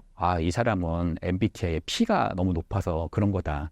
P가 아무리 높아도요, 굉장히 호감 있는 자신의 이상형이 오신다고 생각해 보시면 그분도 1시간 전부터 일찍 나가 있을 가능성이 큽니다. 그러니까 내 약속을 계속 늦는다는 건 호감 있는 사람의 태도가 아닐 수 있겠죠. 또 내가 뭔가 문자를 보내고 하는데 거의 답장도 별로 없어요. 나한테 호감이 많이 없을 수 있겠죠. 반대를 들여다보면 여러분이 그 사람이 나한테 얼마큼 호감이 있는지를 여러분이 어느 정도 눈치챌 수 있을 거라 생각합니다. 그럼에도 불구하고 분명한 걸 가르쳐달라, 이렇게 말씀하시는 분들이 계세요. 여러분, 호감 있는 사람이든 물건이든 간에 우리가 표정이 어떻게 되나요? 예를 들어서 저는 갈비를 되게 좋아하거든요. 저는 갈비를 보면요, 저도 모르게 입꼬리가 막 올라갑니다. 좋아가지고. 여러분, 호감 있는 사람은요, 여러분을 보고 웃어요.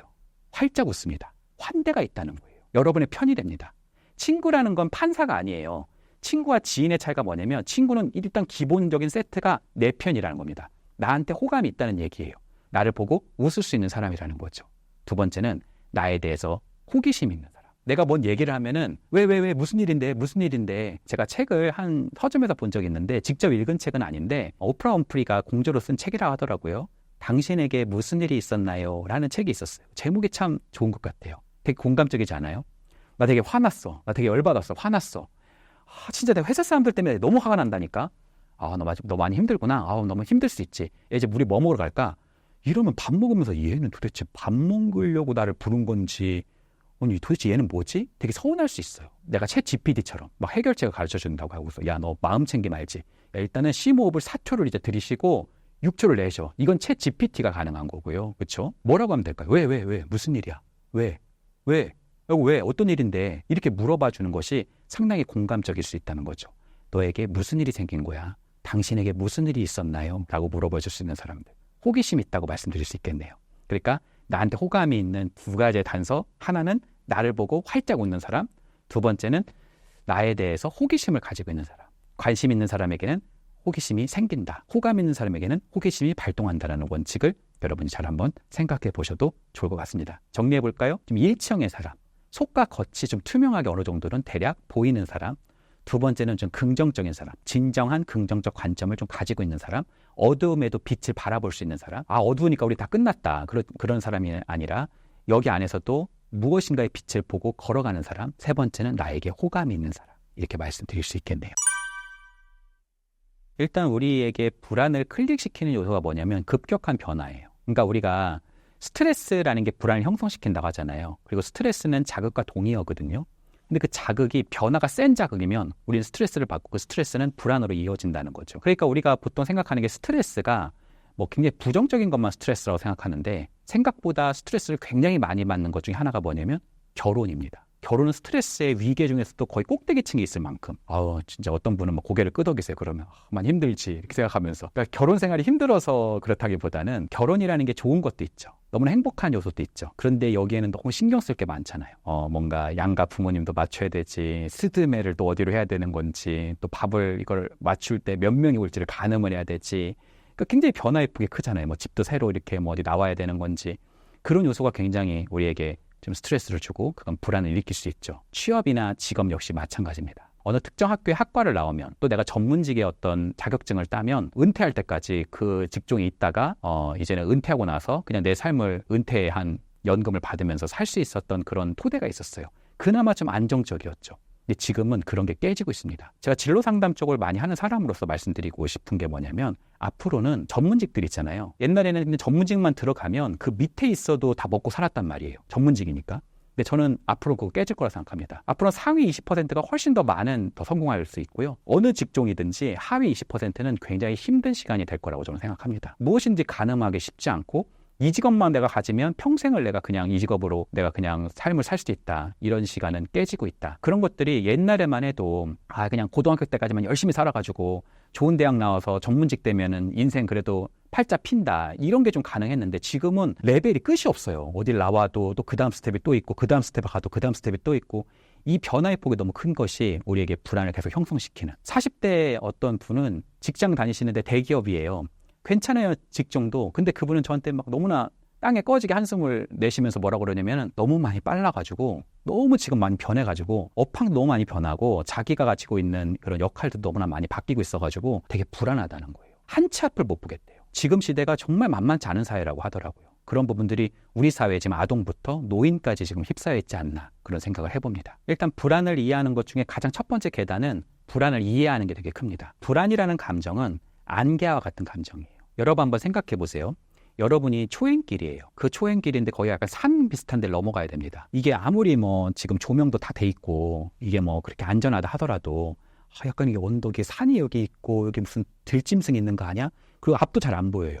막 깜깜하고 이렇게 안개가 자욱하면 우리는 굉장히 불안해지죠. 근데 거기를 내가 20년, 30년 왔다 갔다 하면서 거기가 이제 굉장히 익숙해지는 만큼 불안을 많이 줄 수 있죠. 불안을 이해하면 내가 무엇 때문에 불안한지를 이해하기 시작하면 불안을 좀 조절할 수 있습니다. 여러분이 한번 생각해 보시면 제가 예전에 한 권투 선수한테 들었던 얘기가 있는데요. 권투 선수들은 이렇게 이제 손으로 맞기도 하지만 상대방의 주먹이 올 때요. 눈을 뜨고 맞는다 하더라고요. 그게 너무나 놀랐어요. 진짜 눈 뜨고 맞아요? 눈을 뜨고 맞는데요. 왜 그러냐고 제가 물어보니까 그분이 저한테 이렇게 가르쳐 주시더라고요. 아무리 강펀치도 눈을 뜨고 있으면 대처가 된대요. 사실은 엄청난 센 펀치에 이제 다운되는 경우들도 있지만 대부분의 경우는 그런 강펀치에 다운되기보다는 예상치 못한 펀치가 왔을 때 다운된다 하더라고요. 그래서 내가 상대방에게 어떤 대화 속에서 불안하다, 어떤 업황 속에서 불안하다, 무엇이 불안한지를 조금 이해하는 것은 나의 불안을 조절할 수 있는 대처 기제를 형성할 수 있어요. 한번 예를 들어 볼까요? 내가 엄마하고 무슨 대화만 하면 화가 나요. 나 이제 엄마하고 그냥 대화만 하면 화가 나네. 알고 봤더니 이게 불안인 거예요. 엄마가 나한테 화와 함께 불안을 던지고 있는 거죠. 그럼 내가 그걸 이해하게 되면은 이게 내 불안이 아니라 엄마의 불안이 나한테 전염된 거구나. 이걸 하나 눈치챌 수 있고, 또 사람은 반복된 패턴이 있거든요. 엄마는 이 주제가 되면은 자꾸 불안이라고 하는 걱정을 나한테 자꾸 주면서 불안을 나한테 던지는 거구나. 이렇게 내가 생각해 볼 수 있으니까 엄마한테가 전화가 오면은 엄마 내가 안부를 물어보다가도 어떤 특정 주제가 나와서 막 고민을 얘기하고 잔소리하기 시작하면 엄마 내가 지금 좀 전화가 어렵거든 하면서 끊을 수도 있고 조금 떼볼 수도 있고 엄마의 반복된 패턴이 나오니까 맞아도 지금 덜 아플 수 있죠. 그래서 여러분들이 내가 어떤 사안 때문에 되게 불안하다 이런 토대가 있다면 내가 무엇 때문에 어떤 상황에서 어떤 사람 때문에 어떤 주제에서 내가 불안한지 그 불안의 정도가 얼마인지를 여러분이 점검해 보시는 것이 첫 번째 계단일 수 있다. 이렇게 말씀드릴 수 있겠죠. 그래서 그 불안을 이해했다면요. 여러분이 불안이 명확해졌어요. 어떤 장애물이 여러분들이 보여요. 안개가 지나가고 약간 장애물 같은 게 보여요. 여기서 여러분이 이제 해볼 수 있는 질문이 이거예요. 그럼에도 불구하고 내가 해볼 수 있는 작은 일은 뭐지? 내가 해볼 수 있는 첫 번째 일은 뭐지? 그러니까 걱정의 도가니에서 너무나 이 삶은 힘들어. 이렇게 가는 게 아니라 그래 맞아. 힘들지. 그래 내가 지금 이 장애물 때문에 내가 힘들 수 있어. 그럼 지금 내가 작게 해볼 수 있는 작은 포인트는 뭐지? 발밑에 있는 작은 쓰레기를 줍는 일일 수도 있고요. 세수를 해보는 일일 수도 있고요. 알람을 다시 맞춰보는 일이 될 수도 있고요. 내가 와서 단어 하나를 외워보는 일이 될 수도 있고 사람에게 뭔가 대화에서 뭔가를 풀어내볼 수 있는 장이 될 수도 있습니다. 그런 포인트를 하나씩 여러분이 구축해 나가면서 점차적으로 여러분의 삶에 모멘텀을 구축해 줄 수 있는 거. 그것은 불안감을 뒤집으면 도전이거든요. 여러분의 도전감을 생성할 수 있는 하나의 토대이다. 이렇게 말씀드릴 수 있겠네요. 그러니까 이제 이 성공 포르노라는 게 어떤 면에서는 자기 개발의 어떤 또 한 토대일 수 있을 것 같아요. 저는 자기 개발이라고 하는 건 좋다고 생각해요. 기본적으로. 그것은 우리가 굉장히 좀 혼돈의 세계에 빠져 있을 때 우리를 일으킬 수 있는 좋은 주춧돌이 되기도 하고 동기가 되기도 하거든요. 내가 되게 힘들었을 때 용기를 주기도 합니다. 근데 이것이 성공 포르노라고 하는 요소로 우리가 너무 집중하다 보면 자칫 잘못했다가는 우리 삶이 오히려 더 좀 진척이 안 될 가능성이 있습니다. 제가 임상가로서 알고 있는 사실 중에 하나는 뭐냐면 저는 되게 삶이 힘든 사람들을 만나는 직업이 제 직업이거든요. 그리고 거기서 변화를 만들어 나가는 것이 저의 작업이기도 합니다. 근데 절대 그 작업이 만만치 않거든요. 절대 쉽지 않아요. 작은 변화를 진짜 만들어 나가는 거. 심지어 그분은 변화를 하겠다고 왔는데도 불구하고 그 변화를 정말 일으키는 작업 속에 들어가면 엄청난 저항을 하기 시작을 합니다. 그래서 그 변화를 만드는 것이 만만치 않은 작업인데도 불구하고 그것이 너무 쉽다. 그냥 내 말만 따라와라. 내 말만 따라오면 다 된다.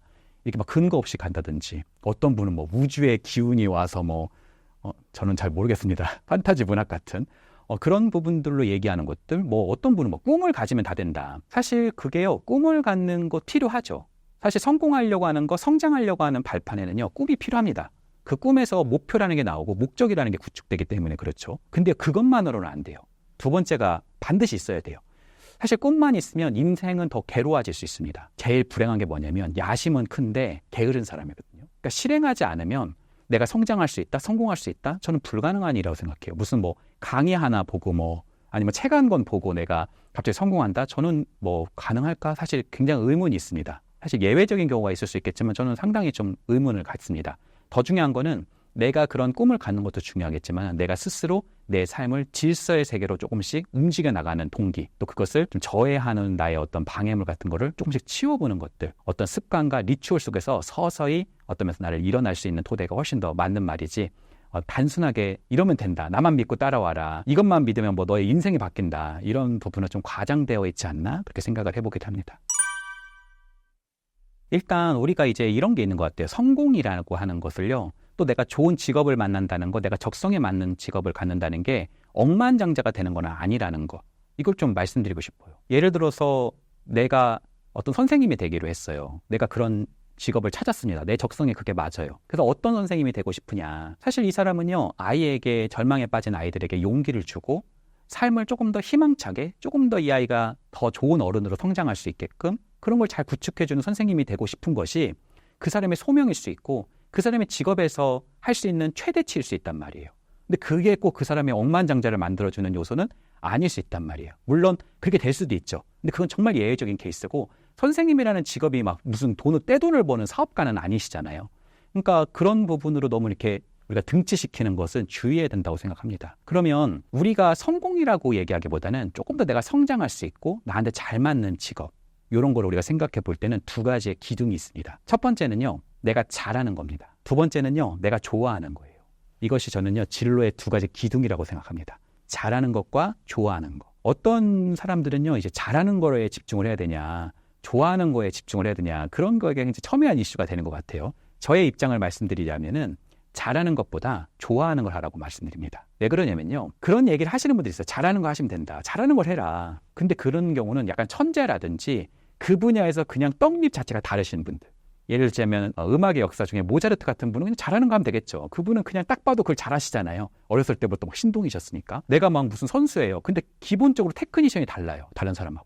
그냥 넘사벽이에요. 그런 사람은 잘하는 거 하면 되죠. 그 사람은 우사인 볼트다. 그냥 딱 봐도 이 사람은 달리기를 잘한단 말이에요. 근데 대부분의 사람은 그렇지 않은 경우가 많습니다. 심지어 여러분이 알고 계시는 베토벤조차도 자신의 재능이 바로 자신의 선배인, 자신의 롤모델인 모차르트에 비해서는 형편없다는 사실 때문에 너무나 괴로워했어요. 그러니까 많은 사람은 그 재능이 막 다 보여지기보다는 점차적으로 발견되어 가고 대기만성으로 계속 개발되는 경우가 대다수라는 거죠. 내가 노래를 좀 잘하는 것 같아도 유튜브라든지 뭐 인스타그램 같은 데 가면은 나보다 노래 잘하는 사람이 너무나 많아요. 사실 우리 구독자분들에게 부심은 아닌데 제가 시골에서 노래 좀 했거든요. 그래서 장기자랑 하면은 저를 항상 좀 불렀습니다. 그래서 저는 제가 되게 노래를 잘하는 줄 알았어요. 그래서 저는 시골에서 자란 제 환경에 되게 감사합니다. 제가 잘하는 줄 알고 살았기 때문에. 근데 제가 서울에 와서요, 노래방에 열풍이 불어가지고 친구들하고 좀 노래방을 다녀보니까 제가 제 위치를 알겠더라고요.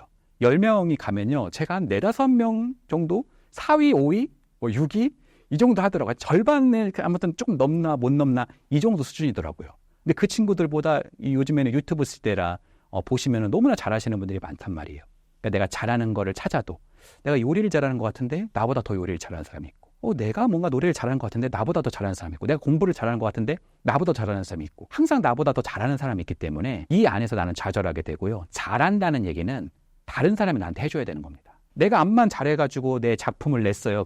내 제품을 냈는데 사람들이 야, 이것도 그림이라고 그렸냐? 이런 순간 갑자기 그 그림을 내가 숨기고 싶단 말이에요. 그러니까 이건 다른 사람이 나한테 얘기해줘야 되는 거기 때문에 키가 다른 사람 앞에 있죠. 다른 사람의 인정이 있기 때문에 내가 좀 잘하는 것 같다가도 조금 힘든 시기가 올려오고 어려운 시기가 생기기 시작하면 그 잘한다는 그런 나의 줏대가 자꾸 흔들릴 수 있죠. 그래서 저는 내가 좋아하는 거에 집중해야 된다고 생각합니다. 그래서 여러분들 좋아하는 거를 찾는 게 쉽다고 생각하시는 분들이 계신데 결코 그렇지 않습니다. 우리가 보통 하는 일들은 내가 좋아하는 일을 하는 게 아니라 회사에서 어떤 사람들이 나한테 맡겨진 일을 하는 거거든요. 여러분 한번 생각해 보세요. 내가 좋아하는 거를 내가 하고 있는데 누가 나한테 돈을 준다는 건 말이 안 되는 일이잖아요. 어떤 제가 아이한테 좋아하는 걸 하면서 사는 게 참 좋은 일이야 라고 어떤 분이 이제 얘기하시니까 그 아이가 그러더라고요.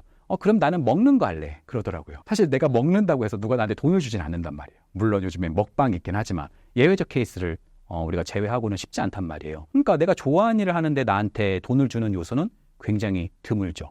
심지어 내가 뭘 좋아하는지를 내가 까맣게 잊을 가능성이 큽니다. 왜냐면 우리는 부모와 사회의 요구에 맞춰서 내가 좋아하는 게 아니라 어떤 부분이 연봉이 좀 높을 수 있는지, 어떤 부분이 유리한지만 우리가 자꾸 맞춰왔기 때문에 내가 좋았던 게 있다 하더라도 그것을 거의 잃어버렸을 가능성이 크죠. 내가 좋아하는 걸 찾을 때는요, 나에 대해서 좋아하는 어떤 기억들, 경험들을 물어볼 수 있는 질문을 여러분에게 스스로 해볼 필요가 있습니다. 예를 들자면 이런 거예요. 정말 내가 밤새도록 하면서 정말 내가 짜릿하게 웃었던 기억이 뭐지? 어떤 활동을 하면서? 어른은 밤새면서 하는 일이 야근밖에 없단 말이에요. 그러니까 우리는 굉장히 오염돼 있는 거예요. 근데 어린아이들은 엄마한테 걸릴까봐 입을 뒤집어 쓰고 막 후레쉬키면서 했었던 활동들, 어디 가서 내가 숨어서 뭔가를 하면서도 너무나 신났던 일들, 늦게 자면서까지 나한테 너무나 막 꿈을 줬던 일들, 그런 것들을 찾아보는 거예요. 그 순간들. 어떤 분은 요리를 해요. 그러면 요리사 되는 거냐? 그렇지는 않을 수 있어요. 물론 요리사가 되는 것도 좋은 일일 수 있죠. 근데요, 내가 요리를 하면서 너무나 짜릿하고 너무나 내가 사람에게 인정받았고 내가 너무나 빛나는 어떤 그런 순간이 있었다는 거예요. 그런 순간들, 내가 좋았던 기억들을 내가 경험해서 찾았으면 거기서 한꺼풀 더 들어가 보는 겁니다. 요리를 한다는 것이 왜 이렇게 내가 만족됐던 거지? 왜 나는 그 많은 활동 중에 그 요리했던 거를 찾은 거지? 왜 떡볶이를 했던 거를 그렇게 내가 떠올리게 된 거지? 어떤 사람은 내가 요리를 해가지고 내가 정량대로 다 넣었더니 그게 딱 아기가 맞으면서 맛있는 음식이 됐던 거를 가지고 좋아하는 사람일 수도 있겠죠. 어떤 면에서는 이 사람은 기술직이 굉장히 좀 맞는 말일 수도 있어요. 또 이 사람은 내가 이걸 하면서 사람들이 막 좋아하는 모습을 보니까 그 모습 자체를 보면서 너무나 좀 자기가 행복했던 사람일 수 있어요. 이 사람은 서비스나 관계적인 토대가 굉장히 강한 사람일 수도 있겠죠. 또 이 사람은요, 이거 해보니까 사람들이 너무 좋아해요. 그럼 이게 어렸을 때도 이게 3,000원을 받으면 이게 지금 사람 몇 명 오면 이런 생각 하는 사람이 있단 말이에요. 이건 자기의 영역을 만들려는 사람이 있을 수 있단 말이에요. 자기의 창. 내가 큰 회사를 들어가는 것보다 내가 작더라도 내 거의 영역을 만들어 보겠다. 이런 사람일 수 있단 말이에요. 이런 토대들을 내가 깊이 있게 관찰해보는 연습. 저는 제 직업이 저한테 천직이라고 생각을 하는데 왜 이렇게 직업을 갖게 됐냐면 저도 여러 가지의 어떤 우연의 토대를 가지면서 오게 된 건데 거기에서의 저의 하나의 후레쉬의 요소는 뭐였냐면 이겁니다. 저는 소설책 읽는 걸 좋아해요. 그리고 자서전 읽는 것도 되게 좋아합니다. 제가 어떤 영화를 보면은 어떤 영화 배우가 너무 인상적이잖아요. 그럼 그 사람의 필모그래피를 찾아보고요. 그 사람의 삶을 막 깊이 있게 탐구하기도 합니다. 제가 그 토대가 어렸을 때부터 있었거든요. 그러면서 제가 깨달은 게 있어요. 제가 사람에게 관심이 많구나. 그리고 제가 사람의 이야기를 듣는 거를 진짜 좋아하는구나. 이 토대가 제가 이 직업으로 오게 되는 굉장한 중요한 저의 하나의 등불이었다. 이렇게 말씀드릴 수 있어요. 여러분이 좋아하는 건 뭐지? 여러분 어렸을 때부터 정말 내가 빛났던 순간이 뭐지? 내가 밤새도록 정말 하면서도 내가 정말 신났던 그 기억이 뭐지? 그게 왜 이렇게 좋았던 거지? 이런 질문도 좋죠. 내가 만약에 돈 때문에 이런 일들 하고 있다면 한번 우리가 상상을 해보는 거예요. 내가 돈이 한 100억쯤 있어서 내가 1000억쯤 있어서 이제는 돈 때문에 안 해도 돼요. 그럼 내가 돈 때문에 하는 게 아닌데 나한테 아무 돈을 안 주는데도 불구하고 내가 해보고 싶은 건 뭐지? 어떤 일을 난 해보고 싶지? 어떤 게 나에게 있어서 가장 적합한 일일 수도 있지? 이 요소를 여러분이 찾아볼 수 있는 연습을 한 번이 아니라 여러 번 하셔야 돼요. 왜냐하면 여러분이 만약에 30살이다. 30년의 역사가 있단 말이에요. 그 토대에서 여러분이 좋아하는 걸 잃어버렸던 수년간의 수십 년의 역사가 있을 수 있습니다. 그 역사가 한 번에 여러분 찾아지지 않을 수 있단 말이에요. 그 질문을 여러분에게 반복해 보시면서 내가 B라는 걸 찾았으니까 A 직장 때려쳐야겠다. 그게 아니에요. 주캐는 그대로 두시고 서서히 부캐를 여러분들이 찾았다면 그런 걸 여러분이 좀 실행해 보시고 경험해 보시고 내가 드로잉이 좋은데 그런 공동체를 가보시고 시간에 기대해서 이걸 반복해 보는 겁니다. 그러다 보면 어느 순간 이게 주캐가 있는데 이 부캐가 융합되면서 나에게 새로운 걸 생성하기도 하고요. 주캐와 부캐가 역전되기도 시작합니다. 심지어 나는 먹을 게 좋아서 저 혼자 먹기를 시작했는데 그것이 새로운 나의 아이템이 되기도 하고 직업에 맞춰서 내가 들어가는 것이 아니라 새로운 직업을 창출할 수도 있게 되겠죠. 그 순간에선 내가 전문가가 돼서 내가 있는 수요에 맞추는 것이 아니라 내가 수요를 만들어 나갈 수 있는 주체자, 어떤 면에서는 내 진로를 조금 구축할 수 있는 힘을 기를 수 있다. 이렇게도 말씀드릴 수 있겠네요. 하나는 꿈을 갖는 것도 필요하고요. 또 하나는 나에게 있는 거센 물결을 내가 넘어가려고 하는 의지력, 실행, 어떤 면에서 많은 사람들을 만나보고 그 토대를 자꾸 연습해봐서 나의 전문성을 쌓아나가는 것, 이런 토대가 진로에서 매우 중요한 부분이다. 이렇게 말씀드릴 수 있습니다. 일단 저는 아주 좋은 하나의 습관 중에 하나를 저널링을 좀 말씀드려요. 우리가 심리치료가 나온 지가 아무리 넓게 봐도 150년이 안 됐거든요. 그럼 그 이전에는 사람들은 어떤 사실은 자기를 좀 들여다보는 연습을 했을까요? 그 중에 하나가 저널링이거든요. 그래서 저는요, 자신에 대해서 일기를 써보는 연습을 좀 해보라고 권합니다. 여러분들 혹시 그럴 때 있지 않으세요? 일기를 안 쓰시는 분들도 내가 되게 힘든 일이 있거나 좀 내가 너무 좌절됐거나 그러면 뭔가를 막 적어보지 않아요? 내 마음에 있는 거를 외부에다가 투사할 수 있는 요소가 바로 저널링이죠. 그래서 이렇게 사람들이 얘기를 하면은 이렇게 물어봐요. 아니 그럼 일기를 어떻게 쓰는 거냐? 점심 식사에 순두부찌개를 먹었다. 2시에는 김대리를 만났다. 4시에는 핸드폰 게임을 했다. 뭐 이렇게 해가지고 한 장을 다 차려오시면 참 잘했어요 하면서 예전에는 초등학교 때 막 도장 찍어주잖아요. 참 잘했어요. 사실 너무 그런 부담감에서 벗어나서요. 한두 줄도 괜찮아요. 어떤 면에서는 단어 하나만 써도 괜찮습니다. 이걸 다 채워야 된다고 생각하지 마시고요.